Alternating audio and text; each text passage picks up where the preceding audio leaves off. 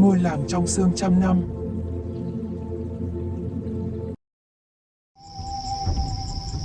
Người đời gọi nó bằng nhiều cái tên, có kẻ gọi là làng bất tử, có kẻ gọi là làng mất tên, cũng có người chỉ dám thì thầm, làng trong xương.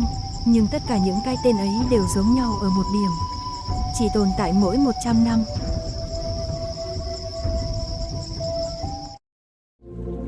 Vào năm thứ 100, đúng đêm rằm tháng 7, khi sương mù tràn xuống như biển trắng nuốt cả núi đồi, giữa khe rừng phía tây dãy ngàn nưa sẽ hiện ra một con đường đá phủ rêu.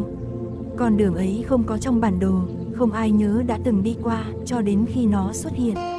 Người bước vào con đường ấy sẽ nhìn thấy một ngôi làng cổ.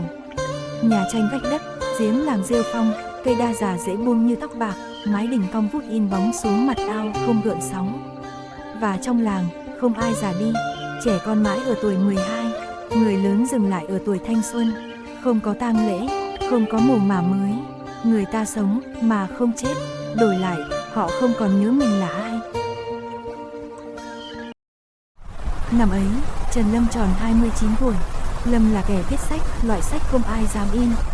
Những tập bản thảo chép tay nói về truyền thuyết, làng cổ biến mất, những kẻ trường sinh trả giá bằng linh hồn. Người ta bảo hắn mê tín, điên rồ, sống giữa đời mà cứ như đã chết. Nhưng chỉ Lâm biết vì sao mình viết, bởi trong giấc mơ lặp đi lặp lại suốt 10 năm, hắn luôn đứng trước một ngôi làng chìm trong sương, nơi một người phụ nữ gọi hắn bằng cái tên mà hắn chưa từng nghe trong đời. Chàng đã quên tiếp rồi sao? Giọng nói ấy khiến tim hắn đau nhói mỗi lần tỉnh giấc. Đêm rằm tháng 7 năm đó, khi sương tràn qua bờ ruộng, Lâm nhìn thấy con đường đá. Hắn biết, không hiểu vì sao, nhưng hắn biết, nếu không đi lần này, hắn sẽ sống hết đời trong những câu hỏi không lời đáp. Lâm bước vào sương. Ngôi làng hiện ra lặng lẽ như đã chờ sẵn.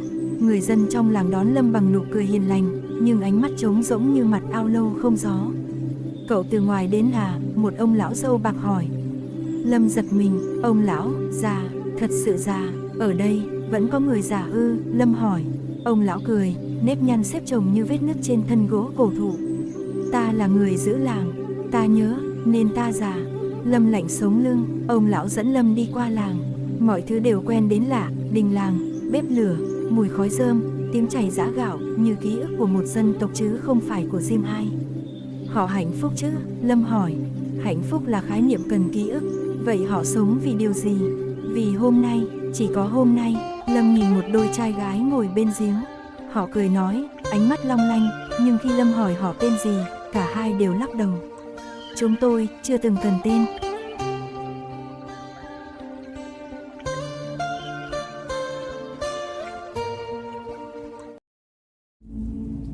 Trong đình làng, Lâm thấy một tấm bia đá, không chữ, không khắc tên, chỉ có vô số vết tay chồng lên nhau, như dấu người từng chạm vào rồi rút lại. Ông lão nói, mỗi người vào làng đều phải chạm vào bia, từ khoảnh khắc đó, ký ức về bản thân sẽ tan như sương. Đổi lại, thân xác không già, không bệnh, không chết. Nếu rời làng, người không còn nhớ mình là ai, thì biết đường nào để đi. Lâm chợt hiểu, đây không phải là ngôi làng giam giữ thân xác, nó giam giữ bản ngã. Không ký ức, không quá khứ, không nỗi đau, cũng không tình yêu, không khát vọng, không ý nghĩa. Chỉ là tồn tại.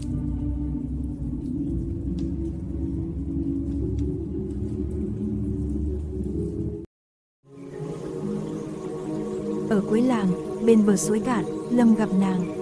Mắt nàng trong như nước giếng làng, mái tóc dài xõa xuống vai. Khi nàng nhìn Lâm, tim hắn như bị bóp nghẹt. Chàng quen ta sao? Nàng hỏi. Lâm run rẩy, nàng tên gì? Ta không nhớ, nhưng nàng mỉm cười, nụ cười giống hệt trong mơ. Đêm ấy, sương dày đặc, Lâm ngồi bên nàng, kể về thế giới bên ngoài, chiến tranh, mất mát, những cái chết không kịp nói lời từ biệt. Nàng lắng nghe chăm chú, như trẻ con nghe chuyện cổ tích. Chàng sợ chết lắm sao? Nàng hỏi.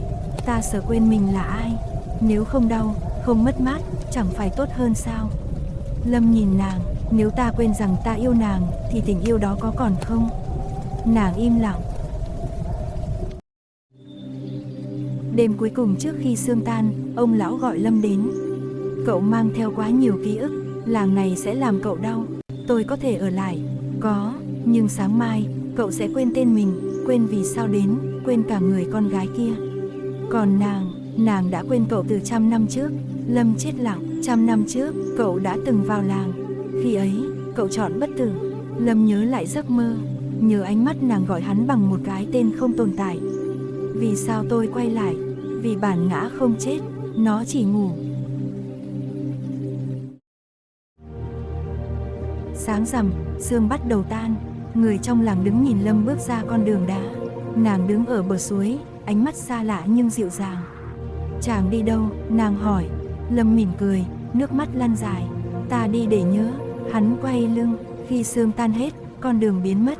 Ngôi làng chìm vào hư vô như chưa từng tồn tại.